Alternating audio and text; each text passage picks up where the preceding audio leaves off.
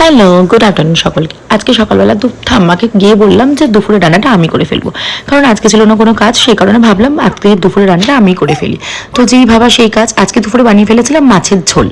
তো চলো রেসিপিটা তোমাদের সাথে শেয়ার করে ফেলি। আমি কিন্তু ভালোই টুকটাক রান্না করতে পারি। তো প্রথমেই নিয়ে নিলাম মাছ, আলু। মাছগুলোকে হলুদ নুন দিয়ে মেখে রেখে তারপরে গরম তেলের মধ্যে মাছগুলোকে দিয়ে ভেজে লাল লাল করে আলুগুলো দিয়ে দিলাম। আলুগুলোকে ভালো করে নেড়ে চেড়ে ভেজে নিলাম লাল লাল করে। তারপরে মশলার জন্য নিয়ে নিলাম আদা, জিরে, ধনেপাতা, টমেটো, পেঁয়াজ, তেজপাতা, শুকনো লঙ্কা। গোটা মশলাগুলোকে একে একে পেস্ট করে নিই। তারপর কড়াইতে তেল দিয়ে ফোড়নের জন্য দিলাম তেজপাতা, জিরে, কারণ কালো জিরে আমার কাছে ছিল না, সেই কারণে কালো জিরে না দিয়ে আমি জিরে ফোড়ন দিলাম। তারপরে পেস্ট মশলাগুলোকে একে একে তেলের মধ্যে দিয়ে ভালো করে নাড়াচাড়া করে নিই। টমেটো পেস্ট দিয়ে ভালো করে নাড়াচাড়া করে নিই।